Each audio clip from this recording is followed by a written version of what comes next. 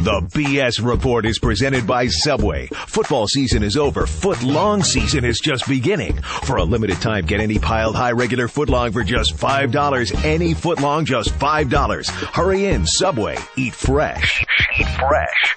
The BS Report is a free-flowing conversation that occasionally touches on mature subjects. First of all, This is the BS Report with Bill Simmons. it might be cool, I don't know. And if it's not, I don't The care. BS Report with Bill Simmons. Bill Simmons works for ESPN. He's also named the Sports Guy, and he writes a comical sports column. He must be a popular dude. The BS Report. It's got a real dirty sound, like a rusty steak knife cutting through a well-aged steak. Now.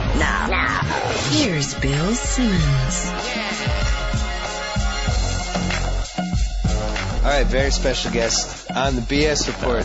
He's in the studio. Well, this actually isn't a studio, but it's my office from Saturday Night Live, Bill Hader. Hey, what's up, man? One of my favorites. Oh, we thank you. kind of were doing an impromptu podcast in my kitchen. For I know, we were. I hope we didn't leave it on the table. Oh, no, man, we could. I'm really good at repeating information. Oh, good. So you were on Leno last night and now Yeah. here. I'd say this is the biggest 12 hours of your career. This is the biggest 12 hours of my career. Going like, hey, you're going to do Bill Simmons. What's that? Had you done Tonight Show before? Yeah, that was my second time doing it. And it's so interesting because Jay Leno's kind of the only guy who kind of comes in beforehand, who kind of comes into your dressing room beforehand and says, you know, hey, you excited? Hey, what are you going to talk about? Hey, from Tulsa, Oklahoma. Oh, that's cool. And he's really nice, and he tells you stories, and it kind of relaxes you. Conan kind of does that. If he sees you in the hall, he'll kind of stop in and go, how we doing? You know, or whatever. Letterman, no. Letterman, the only time you see him is when you do your interview. And that's always, you know. And Leno's Letterman's stage is like freezing cold. Yeah, I've always heard that. Is that like some sort of way to intimidate the guests, or like what's I don't know. the mindset? Maybe like relaxes people. If they're hot, they get irritated. I don't know what it is, but it is freezing. I heard somebody told me that he had a theory that if the audience is warm, they get sleepy, but if they're That might cold, be they're it. on the edge of their seat. That might totally be it, because it does do something to you when you go out there and it's cold, because you're just real like, you know, you move around a lot. You don't. It's like you don't want to sit still. You Right. kind of like want to get like some energy going. Well, maybe the way to do it is you get dressed up for the appearance like you're going to a Jets game in Yeah, November right, or something. right. Wear a parka. Yeah. Now the NFL guy VO over my segment. So Hard. you have basically 2 weeks off right now, Yeah. and you're involved with the South Park guys. Yeah. So how does that work? So you're doing SNL, then you come out here. Then I and you come just- out here and I kind of hang out with those guys, because their run is only goes for like 6 weeks, and then they're kind of off. So I kind of they do these retreats. That's how it kind of started.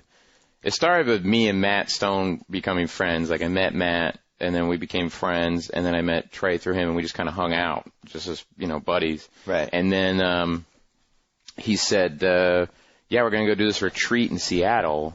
Like last August, you should come and like just hang out with us. And What do you just spitballing ideas? yeah, you just kind of like, it's really cool. Trey has a really, nice apartment there, and you go and it's, it was me and Erica Rivanoia and, Vernon Chapman and Kyle McCullough. Those are like the kind of stock people that Right. they've had forever. And you just kind of sit around and, it was like, well, we have this idea. Would it be funny if this happened? Like, Yeah. what about this? And you kind of, and it's really like Trey kind of working, keeping you on target, and Trey paces around us, and then we just kind of throw out ideas, like, could be this or could be that. So But is somebody writing them down? Like, how does that? sometimes, yeah, sometimes Trey will go over to a laptop, sometimes he doesn't, and you kind of, and then it's funny because then later in another retreat, we'll go, well, remember we had the idea. It was like, oh, right, yeah, that idea. You know what I mean? And everybody gets really excited.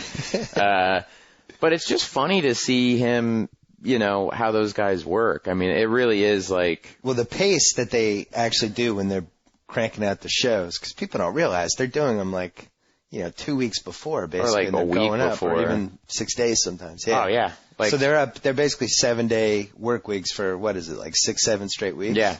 They just like, they have Wednesday off, like the day that the show airs. They're all sleeping all day because Yeah. they basically from Thursday to Tuesday, and on Tuesday they do an all-nighter into Wednesday morning. and then go home and sleep. It's kind of like the SNL schedule. I was going to say, how do you end up with these two shows that have like crazy creative schedules? Well, as a writer's thing, it's not too bad on South Park. And again, I can't emphasize enough. Susan Hurwitz is also works at South Park. Those are kind of like their writers, you know.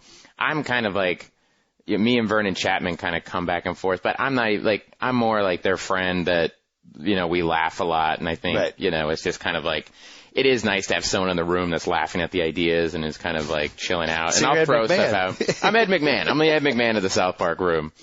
I did, every once in a while, I'll see some of the episodes and I'll go, oh yeah, that was my idea, kind of, you know what I mean? They made it funnier, you know? They made it funnier. That was kind of my thing or whatever. But the SNL template, and I talked with Seth Meyers about this, the template was created in the mid-'70s when everybody was doing cocaine and all that stuff. Coke, yeah. But now, 30 years later, it's still there. Yeah. And these, I mean, for instance, you guys are up basically till, what is it, 4:30 in the last 3 nights? Well, basically what happens is that, you know, you could start, I figured it out after my second season, because my first 2 seasons I did the, like, stay till Tuesday until 7, 8 in the morning, then go home, and then you come back. You have to be back by 2 in the afternoon to do the table read, where you read through like 40, 50 sketches. Yeah. And I would just be wrecked after that. I like didn't know my name after that. I'd just be like, so I after a while was just like, I can't do this. And there's one writer, Emily Spivey, who's fantastic. She's been writing on the show forever, and we were going to write something, and she said, you know, Bill, just come in early, and we'll write this and just jam, you know, just get it done. And then, because I like to get out of here by like 1 or 2. And I was like, you could do that?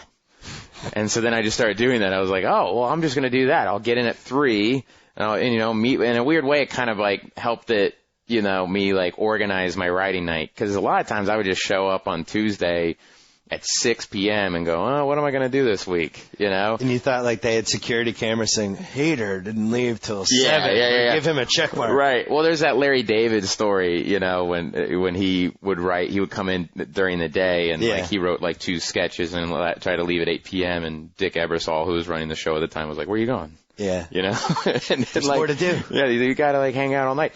And as a cast member, sometimes you do feel like you need to hang out later because, you know, someone will come to you at 5 in the morning and say, hey man, can you do Alan Alda? You know? and you go, let me try it and I'll get back to you in a little bit. And I go, how about this? You know, you come in later and they go, yeah, all right, maybe not. You know? Do you find that creativity though, that when you're kind of half asleep, sometimes you come up with some weird stuff? Yeah, sometimes you get really, really punchy, and it like Will Forte. That guy, I don't think, starts writing until 5 in the morning.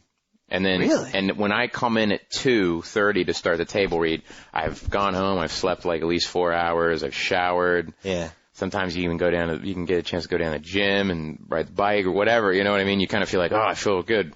Okay, good, let's start this table read. Because the table read on its own, even if it is exhausting. How intimidating was that the first time you did it? I was freaked out. I didn't sleep the night before. I mean, it didn't matter. Seriously? I could, like, my first table read, my first show, I couldn't sleep. I just asked my wife. I was just pacing around everywhere. I was like, oh, man. What about the first time you pitched stuff? First thing I pitched. Nerve-wracking too. Oh, yeah, it's terrible. It's terrifying. There's certain people that I think are just really calm and cool, and they're just like, oh, yeah. I'm not. I get real nervous. My first thing I pitched was to Steve Carell, and I pitched a Bobby Flay idea because I used to work on Iron Chef. Oh. So I said, oh, maybe you could play Bobby Flay and you get like electrocuted during the Iron Chef thing, and there's like a titter of laughter. And like I set it like down to the carpet, and I was like, I don't know, maybe you could like. Well, I don't think people realize when you have that many people in a room. You would think it's like everybody's like just laughing. Oh my God. But actually it's like impossible to make people laugh. Oh yeah. It just depends. Sometimes like the beginning of this season, we had like this crazy run where we did like 10 shows in 8 weeks. And, right. And the Gauntlet. Seth Meyers had t-shirts made up that said the Gauntlet 10 and 8. I like that. It was cool. Yeah.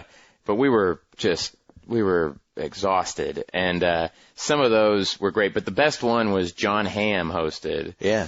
And we were all like kind of crazy because we've been doing so many shows.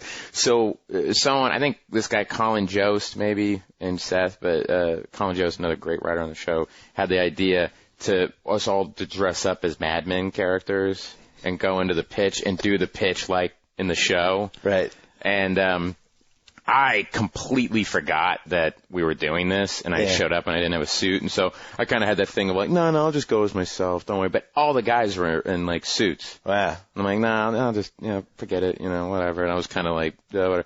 And then Amy Poehler was like, no, come on. So she made me up as one of the the secretaries. Oh, yeah. Amy Poehler put lipstick and she found a wig, put a wig on me.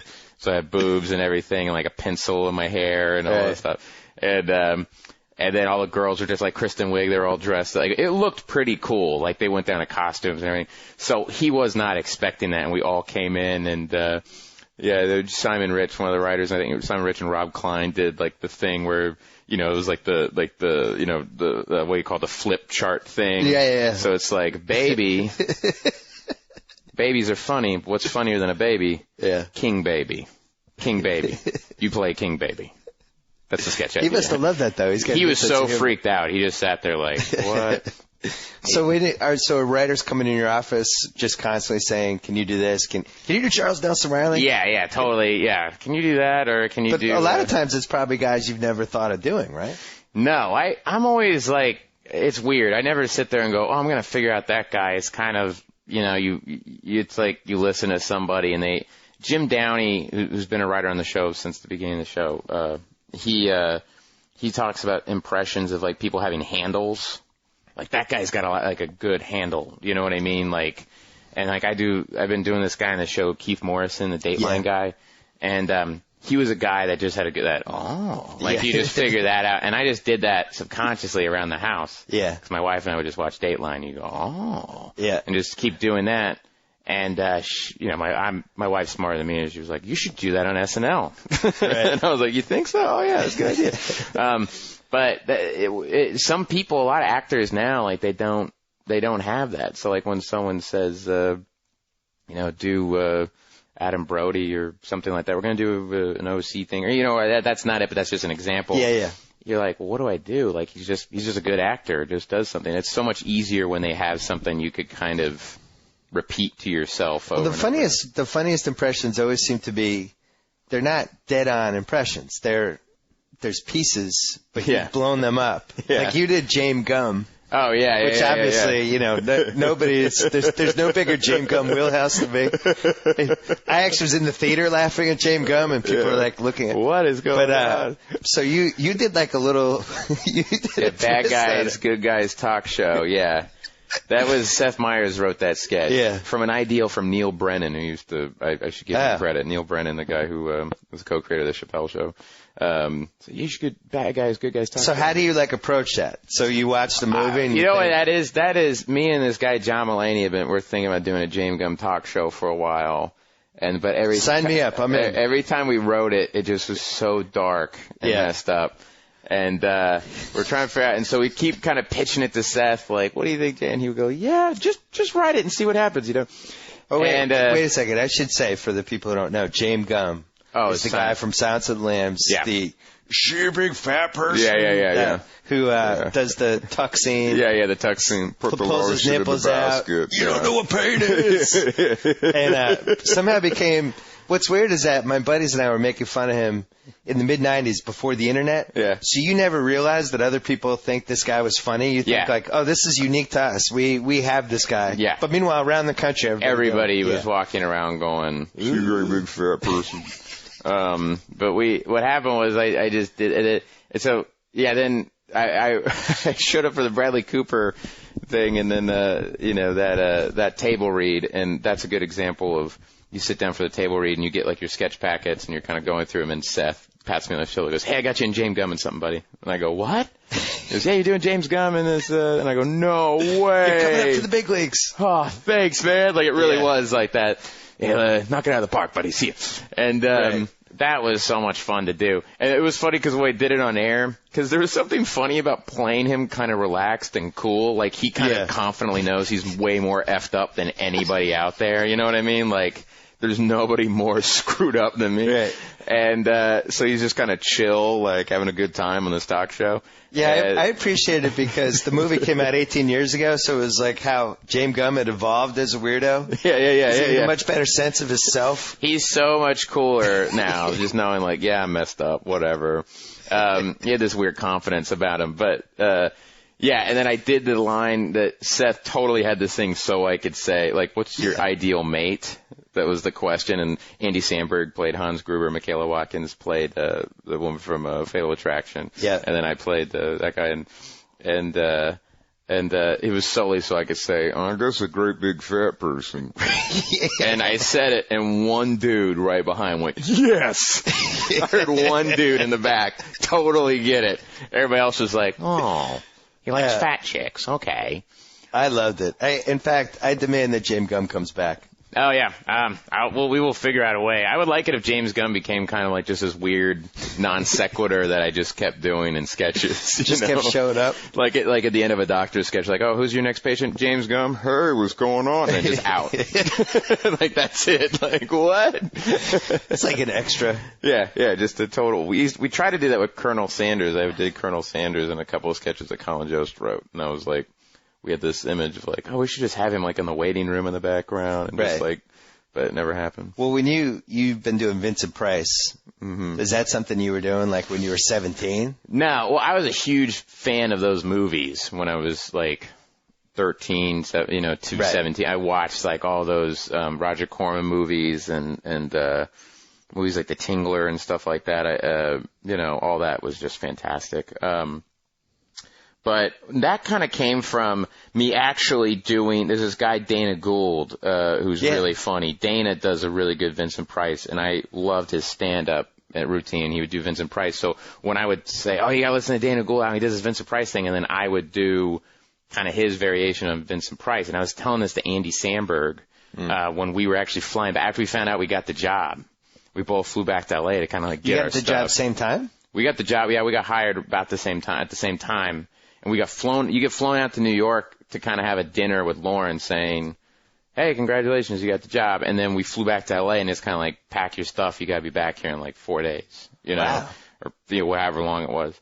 So I just, we're flying back and I was just kind of doing this Vincent Price thing. And then I started doing Vincent Price rapping and I was just kind of kept doing this voice and he was like, oh, you should do that on the show. And then just the impression just got better. I kind of just made it my own. Like I actually watched some of the movies and just started making it my own. And then this guy, Matt Murray, and I wrote the first one. And I remember, I don't think Lauren, I don't know if he liked it. He was definitely kind of like, okay, this is interesting. And my favorite thing he said was that I didn't really know where he stood on it the whole first week. The first one we did was a Thanksgiving Day special. Yeah. And I had no idea how he felt about it. And then, during the air show, Lauren kind of stands in front of the stage, kind of watching you and kind of like so the audience can see him. And he kind of like is watching what you're doing and kind of give you a quick note beforehand, like, hey, like speed it up or, hey, slow it down. Don't worry, like this, whatever. And so he walked up to me, I thought to say, we're losing time. So like speed it up or whatever. And he turned to me and goes, I like this sketch, but why now? And he walked away. And then it was like, go! And so I'm like, ladies and gentlemen. And if you watch it, I trip over my first line because I'm going, what does that mean?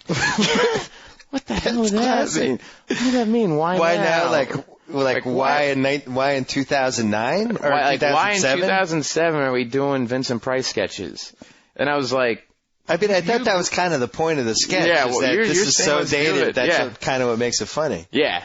I mean, I'll tell you what about those Vincent Price sketches. The thing I like about them the most is that, I mean, growing up, obviously, I was like an insane SNL fan. Right. But I also loved SCTV as well. And they remind me of SCTV in a way. Like when I watch them, it's kind of like a thing that's like me and Fred and Kristen, like we, and who are the hosts, like we just find this really funny and we get it and we're having a fun time. That's what I loved about SCTVs. A lot of times I wouldn't know what they were referencing or what's going on, but I would laugh because they're just so committed and into it. And there, you know what I mean? Like I felt like, totally. I'm on the outside looking in and I want to be on the inside. Like I want to know what's going on here, I don't think people do that enough. Yeah. I think creatively everybody's trying to figure out what will the focus groups think, or what? Totally, and nobody yeah. ever just says like, hey, these 4 people think this is funny, so let's trust them. Let's just do this. Like, why not? I mean, that's why I like the UK comedy a lot. Like, we watch a lot of those shows because it is so kind of, on the inside. You know what I mean? Well, we talked about Hot Rod before. Oh, yeah. And I told you, I saw Hot Rod in the theater just because Sandberg makes me laugh and had people in it like you that I like. And my wife went, and we were like, yeah, it was all right. And then it's on cable, and now I kind of get it. Yeah, it's a movie like... It's kind of a parody of 80s movies, very secretly, and there's stuff in there. And I kind of missed it the first time. Yeah. Because I was watching it just because I'm watching a movie. I don't know what's going to happen. Yeah. But now it's grown on me. Now it's like, if it's on, I end up watching it. Oh, to me, Hot Rod is the movie that, like... And Akiva Schaffer, and we talked about that, he directed it. We talked about this all the time. Is like, it's the kind of movie, like when we were growing up, that would be on HBO at 2 o'clock on a Saturday. Yep. Like an 80s movie, and you just sit there and watch it with your buddies, or like you go out, Right. You have like a Little League game and then come back and watch. And it's on again, even though it was on yesterday. And at you'd the same watch time. it over and over. Yeah. Like, Just One of the Guys was one of those movies. You could see that movie 100 times. Totally. And you would see, like... Secret Admirers like that, yeah. too. Oh, yeah. Yeah, you just see that movie. Oh, you just see those movies over and over and over. Like those 80... Rad was kind of the movie that we See, really... now you're in went my off of. wheelhouse again. Yeah. James Gunn was in there. Now it's like even further. Rad is like... If you watch Rad, like the T-shirts we're wearing in Hot Rod, those are the same logos and everything as Rad went. Like we had the Footloose homage too. Yeah, got the Footloose homage, which had it had like a twist of American Anthem in it. Yeah, it just did, randomly with him thrown doing. in. It did have the American Anthem thing of him doing gymnastics in the woods. Yeah, which. I have a whole thing about rewatchable movies. Yeah, and I think Hot Rod. I never expected this, but it's strangely rewatchable. Totally, you pick up little stuff in there. And people more and more, it's now like their kind of comedy trump card, in a way with me, where people come up and go, "Hey, I like Hot Rod, man," and you go, and I just cool. did that to you. And I didn't mean to do no, but like I'd say like younger people, like to be like, just so you know, like I'm a comedy fan, like I own Hot Rod. Because people will say they like Superbad, and then they go, "Oh, cool," but like a lot of people like Superbad or like Forgetting Sir Marshall. It's like music. It's like you say you like Superbad or Knocked Up. Yeah. You're not. What are you saying? A lot of people like those movies. With 10 million people. But like, and those movies, I love as well. They're fantastic. But like Hot Rod now is in that niche group thing where it's like, I got it. It's kind of cool to like it. Yeah, it's kind of cool to like it. And that was cool. I did the Tonight Show yesterday. You do your break after Jay, before the music comes on, and you're just kind of sitting there and you kind of chat with Jay, and you're sitting there, and a lot of people start yelling out Hot Rod. Right. And I texted Andy, like, people were yelling out Hot Rod. I think the first Wayne's World should have been like that. Yeah. But instead became too popular. But if you... it's a sequel, really dated movie now. It actually is like almost too dated. But when you watch it, it has these stuff in there that would have been much funnier if the movie wasn't popular. Yeah. You just would have appreciated it. Yeah. You know what I mean? Yeah, I was watching Wayne's World the other day on television, and I thought it was funny. Like, I was laughing, but there was there's some pandering. The new print. What is that? Remember, it's like little yellow. Remember that? Like, yeah. And I was like, what is that? Oh yeah, that commercial. You know what I mean? And you go, oh yeah, that thing. It's very Austin. The first Austin Powers and the second one too is like this too, where it's got pop culture stuff in there.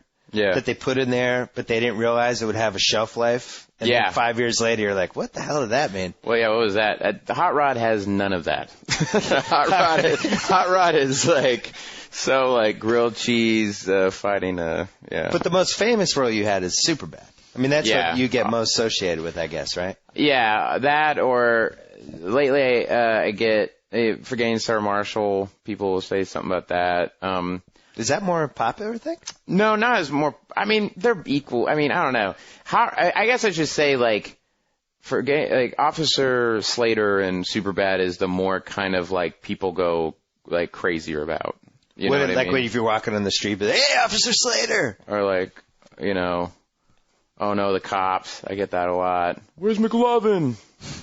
I should have guessed that. Where's McLovin? Where's McLovin is like, so original. Yeah, like, people yelling that from like a guy.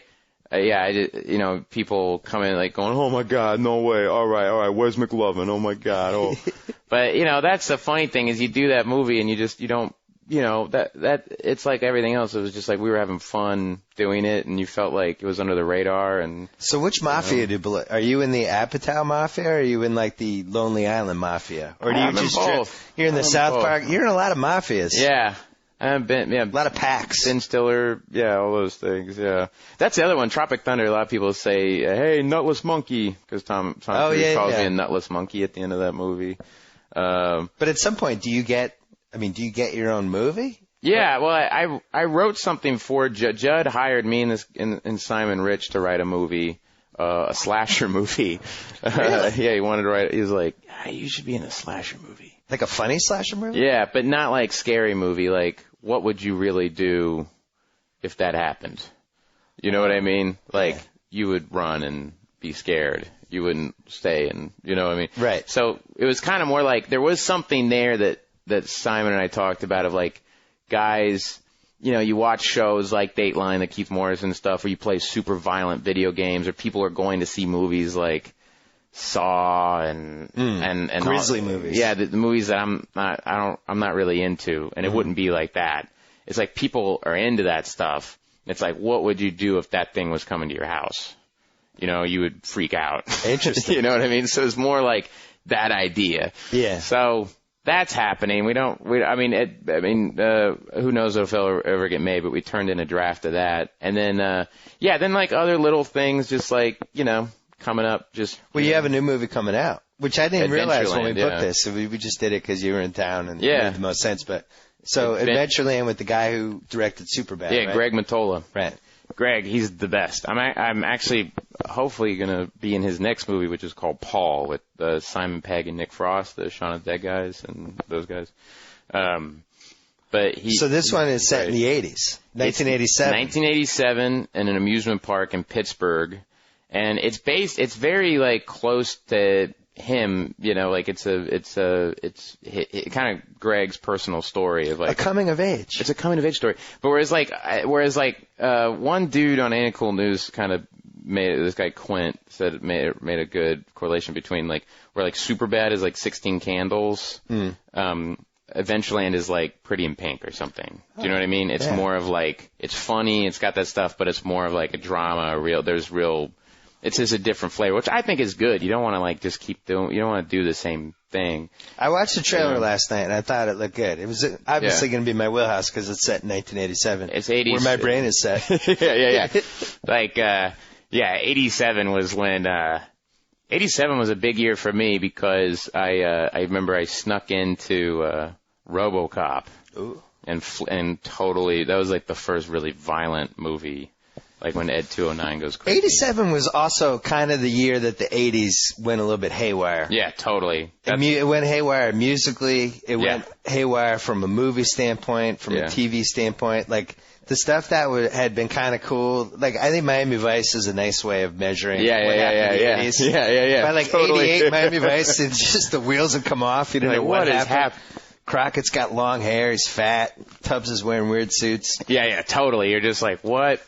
They just like, we have to make it bigger. Make them bigger. Make Crockett and Tubbs literally bigger. But it was still like not totally.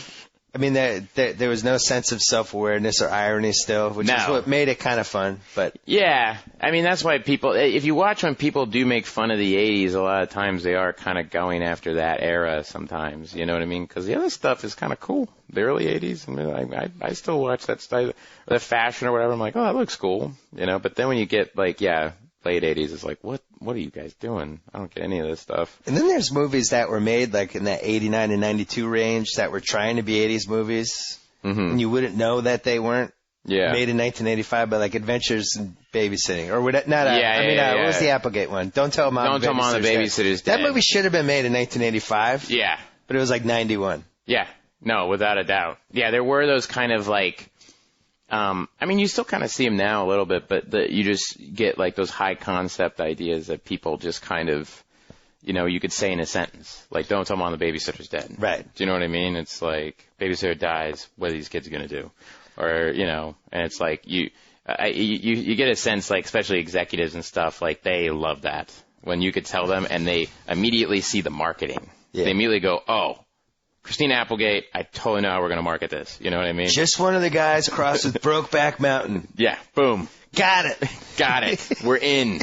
Like that movie, The Player, that's so true, man. I remember like watching those things and being like, oh, that's got to be a little over the top or whatever. And no, it's not at all. Like you go in those meetings and you're like, huh.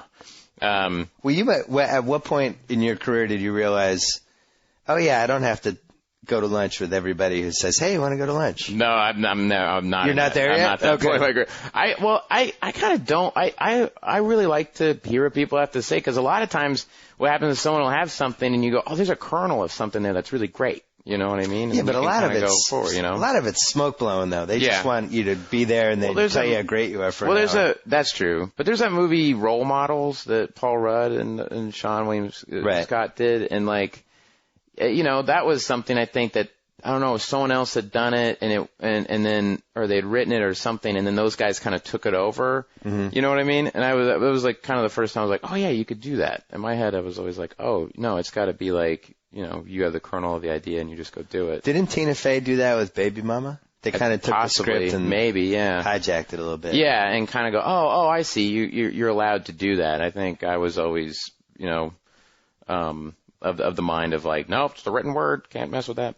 But I'm super bad. That totally went out the window. Where it was just like, I was like, we could just improvise. That's the thing Greg Mottola is really good at, and he's really good. And in Adventureland and Superbad is like, keeping what the writer's intention is, you know what I mean, and keeping what is, Adventureland especially, that's his personal story. Like but he wasn't there going, hey, my boss never did that. You know, he was doing the Cameron Crowe on you. Yeah, he was kind of, he was like, don't. He would never do that. You have to limp. Yeah, you have to do this. You have to do that. It was never that. It was like, it was so like Kristen Wiig and I just were allowed to kind of just have fun, and he would just go, yeah, that's good. Let's do it again. He has more of an approach that I've never worked with this guy, but what I've read of like Mike Nichols in a way, where Mike Nichols kind of just stands back and watches what you do as an actor, and then kind of come in and go, yeah, let's just do it again. And the Judd Apatow kind of urges people to ad-lib a little bit, doesn't he? He loves improv. I mean, I have one scene I've only been directed by Judd once and Knocked Up, and I had one scene where he is like, where I'm Katherine Heigl's editor, and we did it one way where he was like, yeah, this is what I wrote, but like, let's do it where you kind of don't like her. And Katherine, you guys don't have a good relationship. So we'd improvise that scene for a while. Yeah. And then he would go, okay, let's do it where you guys kind of get along pretty well, all right? And so we would do that, like we're just mutual friends. We did that version, which I think is the version that ended up in the movie. Yeah. And then he'll say, now, Bill, let's do it where, like, you have a full-on crush on her, man. You love her. Yeah. You know what I mean? And so then you kind of do that version of it. So then he gets in the editing room and he's like, oh, I can take that little moment from the crush moment, and that was funny, so we could put that here. But we can have the thread of it is where they're just friends. But then I also like this moment where they hated each other, where she gives him that look. So, which we never would have gotten in these things. So it's a different way of working where they just shoot a ton of footage. That's kind of the way it used to work a little bit. Like, I remember Caddyshack. I think they ad-libbed like half of it. Oh, yeah. Probably because they're on Bill drugs. Murray stuff. Yeah, because they're on drugs. Well, I worked with Harold Ramis on Year One. I have a small part in that movie. And yeah, that was a thing where he kind of like, you did it as written. And what usually happens is if they let you improvise, it's like you do it as written and they go, all right, guys, we got it as written. So, hey, you guys, if you guys want to ad lib on this take, go right ahead, because I'm happy, Right. Which usually means we're going to do what we just did, but so you guys just feel like you're, involved, we're going to do this other stuff. And, I remember in Caddyshack, I think the studio gave them a note, hey, Bill Murray and Chevy Chase, we need a scene with them. Yeah. And they just kind of were like, hey, what if he's playing night golf? And they just came up with it on the top. Yeah, they did which it is like in 2 hours. One of the best scenes in the movie. Yeah. But it feels like that when you watch the movie from a structure point. It makes no sense. He's playing golf at night. Why am I watching this? But in a way, you're kind of like, I don't care. It's Bill Murray and Chevy Chase. Right. And the stories, like those guys, they got in a fist fight when they were at SNL and all this stuff. So it's like, it's really cool to watch. So for you on SNL, you're working, all these guys are still alive except for Belushi and Farley. Yeah. They come back from time to time. Yeah. Like Dan Aykroyd's been on the show this year. Dan Aykroyd. So like some sort of like club chemistry type where they give you advice or tips? Yeah, totally. that's been the most amazing. My third show, they said, Steve Higgins was like, hey, Bill, come back here and sit down at this table. And I go, okay, yeah, what's up? And then I sit there for a little bit, and I'm talking to him, and then Dan Aykroyd comes in and goes, hey, man, I want to talk to you, and he was so nice. And he gave me great advice. It's the same advice Amy Poehler said is like, be a part of an ensemble, like throw yourself into it. Just throw yourself into it. If you got to play a waiter, be a good waiter. You know what I mean? Like, because the guy who's the lead in that sketch is going to be a waiter in your sketch later. You know what I mean? Like, you don't want to like slough off like, and that's what I always liked about guys like Dan Aykroyd and Hartman and all those and Bill Murray and all those guys. I think Sudeikis his turn kind of fit that mold. Oh yeah, the last 2 years. They just whatever he does, anything. Whatever he does, he's committed to and he sells it. Yeah, and of the new guys, Bobby and Abby and Michaela and Casey are that way too, where it's just like they're so good at kind of because when you start out, that's kind of the roles you get, and it's much more of an ensemble now. Like when the show got derailed a little bit in the 90s, you had a lot of guys who were basically comics or one-note acts, who were too cool for school a little bit. And they didn't want to play. They weren't going to sell the waiter. Well, yeah. David Spade doesn't want to be a waiter. He doesn't want to be a waiter. David Spade. Yeah, exactly. It's like I want to do what I do on stage. Like the reason you guys hired me because I'm myself, or I have this persona on stage and I'm funny.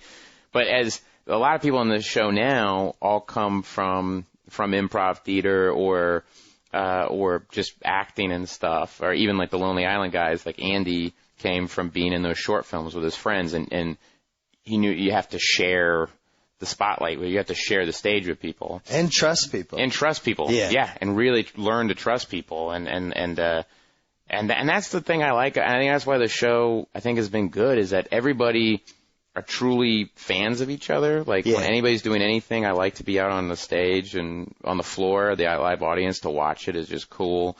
And, it's like before you were saying it's kind of like it's like a basketball team, and it is like there is a camaraderie, a sports thing of like, Kenan Thompson will go up and kill in some sketch and then come off and we'll all pat him on the back and go, hey, man, good job, man. Good. That was awesome. Oh, dude. You know why it's like that, though? Because you don't keep stats. No, you don't keep stats. If they were like, you killed it stats, you'd be like, yeah, that's 13. He killed it stats. Well, some people think stats are like going online afterwards and seeing how many people wrote nice things about you and bad things about you. Don't trust that. But you don't trust that at all. It's like a 15-year-old kid, going like, well, I don't like Bill Hader because...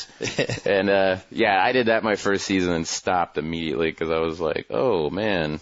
I wanted to ask you about the impressions because I had dinner with Matt and Trey and a couple other people a few weeks ago, and they were talking about you and how you can be with somebody, you're in a room with somebody, and you just naturally pick up on one thing and start doing the impression of it. Yeah. And we mentioned a little earlier about there has to be some sort of hook that you blow up. Yeah. So, like, for somebody like Obama... Yeah. Who doesn't really have I was watching him last night. He did his press conference. Yeah. Tough one.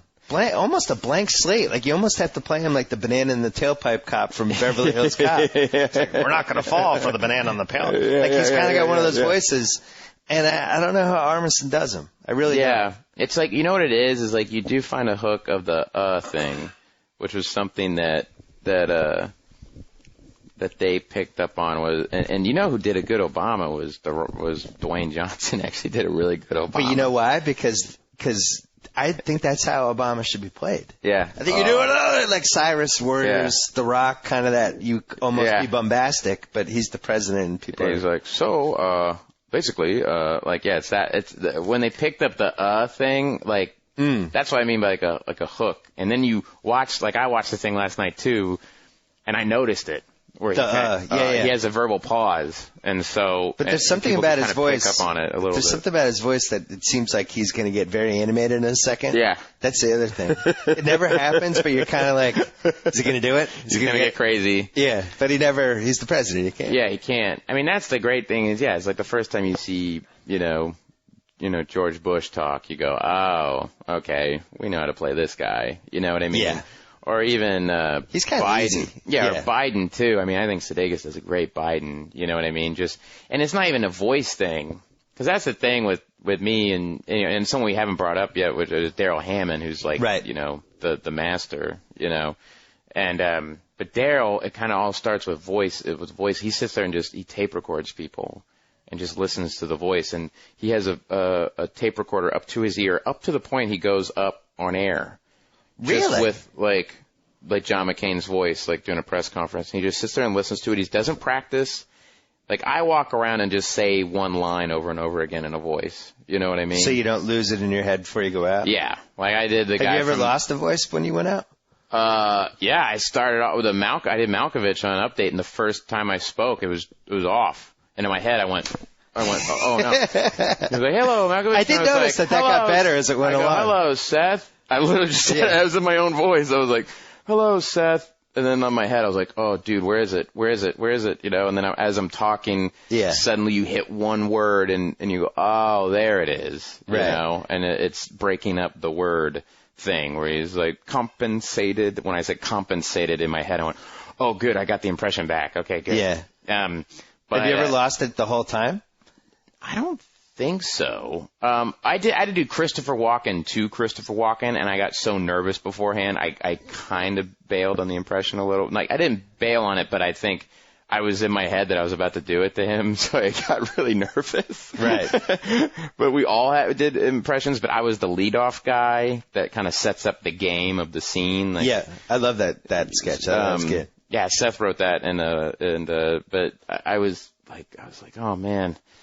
Okay, man, there's a lot of pressure, and I just put way too much pressure on myself. And if you watch, the next sketch I did was Dave Matthews, and I tripped up a line in that because in my head. It's like sports. It's like where you get rattled. It's like when you watch LeBron or somebody, you know, just going, what is he doing? You know what I mean? It's like, so, you know, it's like. So like a pitcher, you need the pitching coach to come out and you need someone to come out and say, slow you down. It's the exact same thing where you come out and you go, oh, I messed that up, and then I go out and do Dave Matthews. And I fumble that first line because I'm screwed up about that thing. But it seems like you can do Pacino falling out of bed. Yeah, that's pretty easy. The Pacino thing was so funny because I didn't really do, like, I did impressions of Friends and stuff like that. I never, like, thought of doing anybody famous until I had to do my SNL audition. And seriously? Even as you were doing improv, you never did, like, celebs? No. Huh. I never did celebrity impressions. I always did, like, weird voices, or I would do, like, oh, no, you were that guy, weren't you? I just did weird voices. I could not come out. I just came out with a weird voice, and everybody go, really, Bill? Come on. Yeah. And the Italian guy that I did, Vinny Vedecci, I did that at Second City, LA, and in the Animals from the Future, the sketch groups I did. And so that was kind of like the only character I had. I remember, because Megan Mullally, she was the one who recommended me to Lauren, and then Naomi Odenkirk, who's my manager, was like, I had a meeting with her before she was my manager, and she was like, well, what do you do? And I go, I do this Italian guy, and that's about it. And she was like, well, you got to have 3 characters and 3 impressions for the SNL audition. That's what they asked for. So seriously. So figure out 2 more characters and figure out 3 impressions. You're like, okay. Jane Gum, done. Jane Gum, got it. Keith Morrison, everybody knows who that is. Yeah. James Mason. But I came back with all these guys who were like dead or like guys that don't look like or anything. It was just like, it was weird. But I figured out Al Pacino from watching his acceptance speech for the Emmys. I watched him do an acceptance speech. For Angels of America? Yeah, and he just seemed really out of it. And I just started walking around going, oh, wow. I just started kind of doing that around the house. That's kind of how it starts. My wife is really the person you should talk to because she's the one who really sees the birth of these things because she'll hear me in the shower, like just going, oh, I can't understand. And I'll be like, just start doing a voice, and then she'll be like, what are you doing? You know? But I do get kind of in a zone or whatever. The Pacino thing is so good that you guys won't even do it now. No, it's like one of those things you try it out like once a year. It's like seeing a UFO. Yeah, it's like, it was one of those things too that I realized I don't look anything like him, and as much as that shouldn't matter, it does in a weird way because we've tried it before. We've tried it again at dress. And it doesn't play as well when I move around a lot and stuff like that. That's why if you notice, it's always like the first time was just that one shot where I'm lower than Amy, you know what I mean? And it's really quick. And I get out when we did the Katrina thing. And the second time I'm behind that counter. Mm-hmm. So, you know what I mean? And it's never a close-up. It's always far away. So it's like because the closer you get, it does make a difference. So that's why you can never do my Dancing with the Stars idea. Yeah, I can't because I'm tall and lanky and he's not. The one that we try to get on, and we thought we were going to do it, and I'm kicking myself for not doing it as a digital short, but standards and practice say we couldn't do it. Coming back, we just realized that Bill couldn't tell that story. Yeah, I can't tell that story. For the same reason that NBC Standard and Practice. Yeah. They wouldn't let me tell that story. But let's just say there's a video on the internet that has a very identifiable name. And yeah. You're going to have Al Pacino watch it? Al Pacino watching that, and the idea was that Gene Hackman sent him that video. And he goes, Gene and I, we have the same sense of humor. This is going to be funny. And then watching it and going, what the hell? And him screaming. Then we had another one. This guy, John Glazer, is really funny. He came in and guest wrote, and he wrote a Pacino thing called Al Pacino's, which was like his pant line. And it sounds dumb, but what it was is like, it was a commercial, and you would see two guys wearing chinos, and then it would whip pan over to Al Pacino looking at them from binoculars and then going, pants! And then it would be like two guys in chinos like golfing, and then it would whip pan over to him like in a golf cart with a newspaper, and then flipping it down going, pants! And then it'd be like a guy on a date, walking with chinos, and then it would whip pan over and him like tearing the tickets, And he's like, you gotta like the guy with the pants. And then it was like him in like a department store, and it said, it says the Al Pacino's, and he goes, Al Pacino, the only pant made by me. And then he kind of sits there and smiles as the music plays, and then the music slowly fades out, and he looks up at the sign. Al Pacino. Oh, I get it. And then you cut out. See, you guys should have a podcast where you do all the failed pitches that didn't quite make the show, but you just basically describe them in a minute. Yeah. I would die. I would listen to that every week. Sometimes they don't get on for very good reasons. Yeah. Majority of the time they don't get on for very good reasons. And then sometimes, it's like the host isn't into it, which is that's cool. Like if they're uncomfortable doing something, we don't want to do something they're uncomfortable with. Or it's stuff like we're saying with this website where standards and practices say, guys, we can't let you do that. Cool. And then a lot of times you have an idea that sounds awesome until you actually do it. Man. And then it's like, oh man, that didn't work. I will say sometimes 80% of the time, if I start writing something, this is just me personally, if I start writing something after 4 a.m. and I'm laughing really hard and I go, this is going to be the funniest thing ever, we read it on Wednesday and it dies. It gets nothing. And You're just like, man, what was I thinking? This isn't funny at all. And then you think, oh yeah, because it was 4 a.m. It was 4 a.m. and I thought, well, Will Forte and I did a sketch that we're very proud of that, the Sarah Palin episode of SNL was the highest watched episode, of all time or whatever. And the sketch I had on that show was something Will and I wrote called Fart Face. Yep. With Josh Brolin.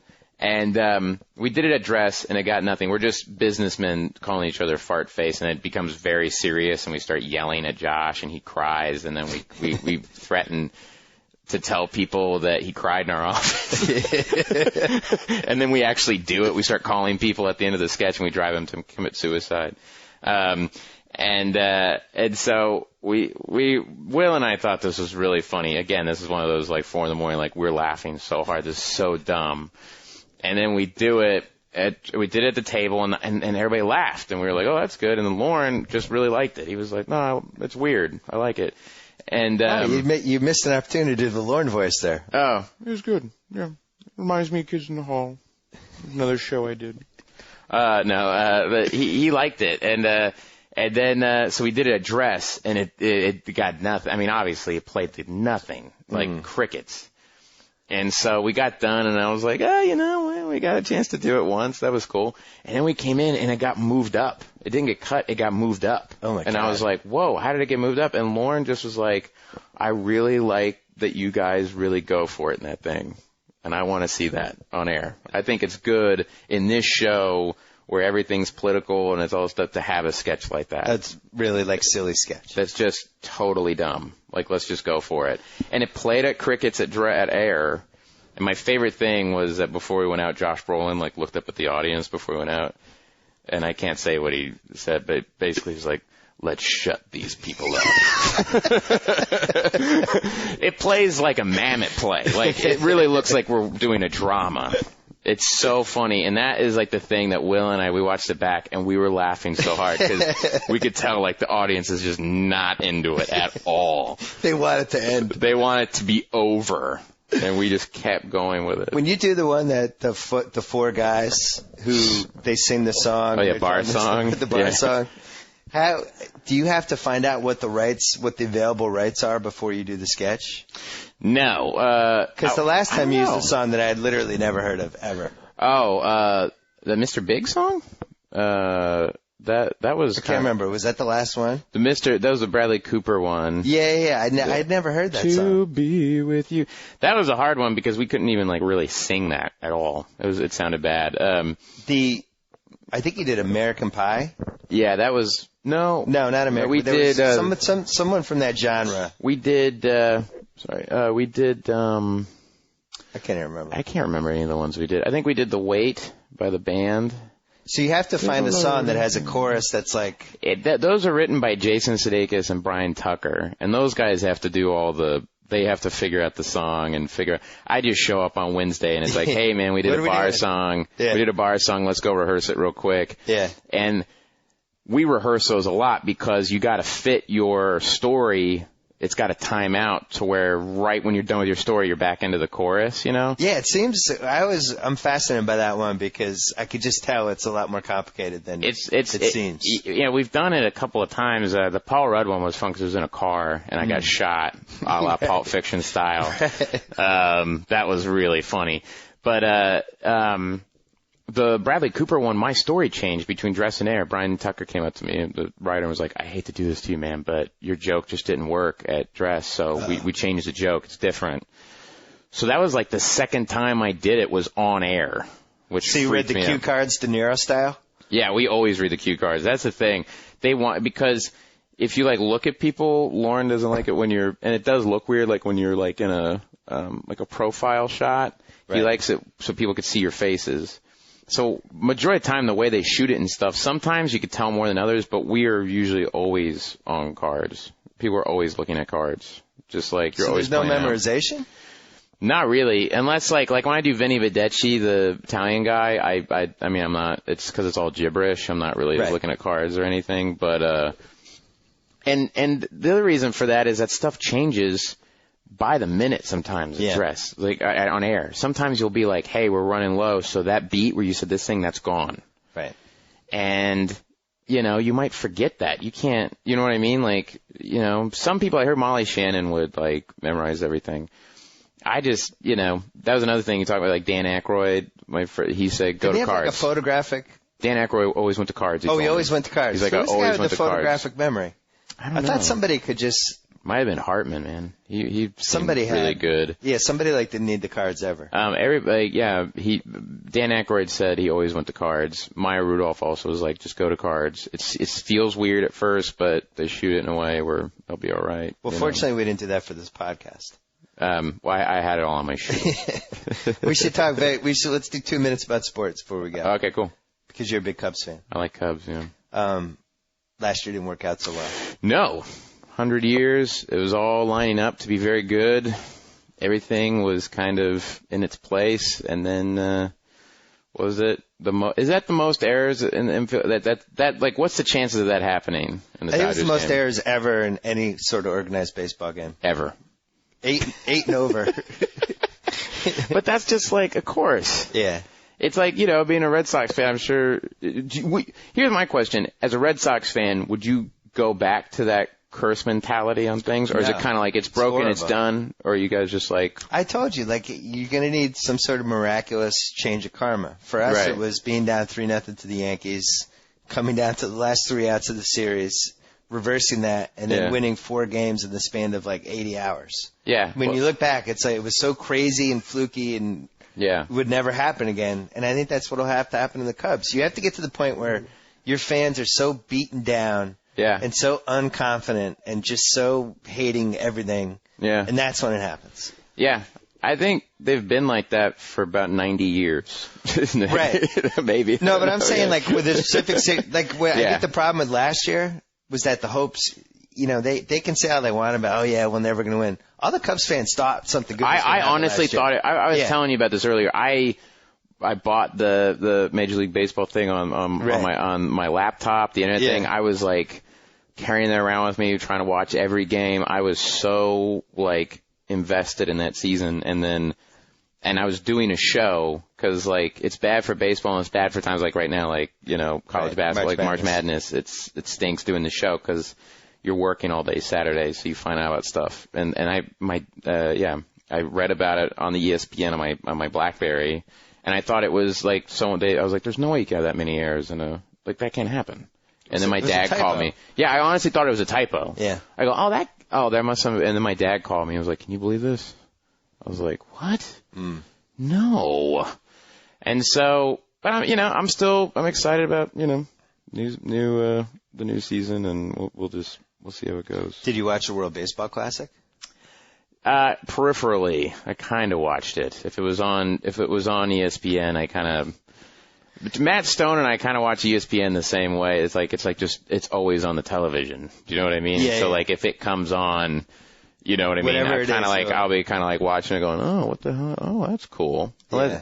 I turned against Team USA, and I didn't really like it, but I did watch the last game because Dice, SK, our ace, he pitched for Japan against Team USA. Yeah. And I found myself rooting for him because I wanted him to look good for the season. Like, yeah, screw America. What did you think? What did you think of the Dominican Republic? That whole thing. That was pretty weird. That was crazy, right? Yeah, I think it was a bad sign when A-Rod's steroid scandal kind of kicked things off for the Dominicans.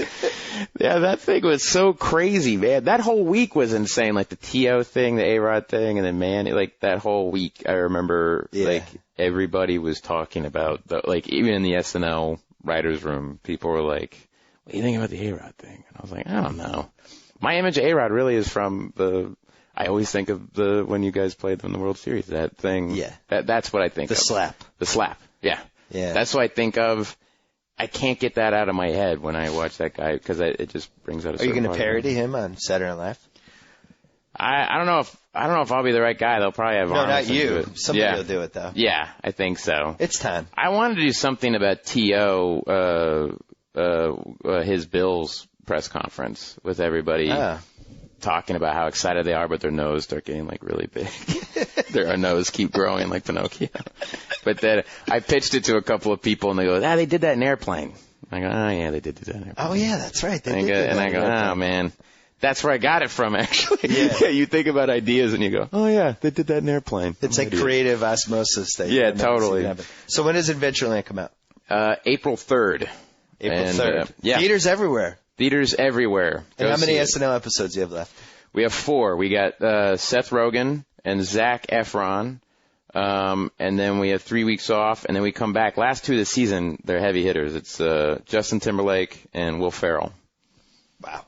Those are going to be all 4 of those shows. I think are going to be great. Timberlake's on the Mount Rushmore of hosts at this point, right? Yeah, he's in current guys. Yeah, he's in that like Tom Hanks. Can do anything, fun to work with, all that stuff. Yeah, that guy's he's got chops, man, to spare. Timberlake, Tom Hanks. Obviously, I don't count. I can't count Will Ferrell because he was. Yeah. You're a cast member, you don't count. Yeah, I guess you can't count if you're a cast member. It's too big of an advantage. But like, if he's in that like Baldwin's, another guy comes back and they elevate everything. Like Timberlake, that guy is just amazing. You write him something and he just destroys it. I'm always fascinated by the host because I do think it's like a litmus test of kind of how good of an actor you are in a weird way. Yeah. If you can do a whole bunch of different things. Yeah. That it says something. I'm not sure what.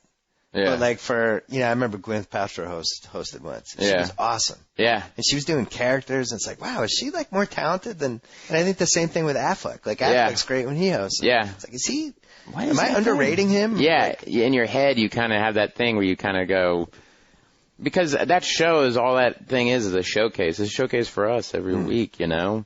That's the thing. Like people, you're gonna leave SNL or what? Like people. I remember after Superbad came out, like a lot of people, are you? And I was like, no, it's like it's a dream to be on that show, but B, you get to be funny on television every week in a different way, you know. And then C, it's only September to May. Yeah. so you can do other whole stuff. summer. You get weeks off and stuff. Well, Yeah. keep doing what you're doing. Thanks, buddy. Thanks for coming over. This is awesome to You had a be good here, time. man. I knew you would. This is great, man. Thank you. All right, we'll be back in the BS Report tomorrow with another Hollywood guest. Stay tuned. So I get to sign off. Whoa. Thank you for downloading the BS Report with Bill Simmons. Too much fun. Check out more podcasts at the iTunes Music Store or at Podcenter at ESPNradio.com. Peace out. And that concludes another episode of the BS Report. And here's 55 more words that Bill Simmons intended to mention, but unfortunately ran out of time. Now you can get any regular piled high Subway footlong for just $5. The keyword is any. The sweet onion chicken teriyaki, savory chicken and bacon ranch, the meaty taste bud pleasing Italian BMT. All the regular famous Subway footlongs, just $5. Subway, eat fresh. See store for details.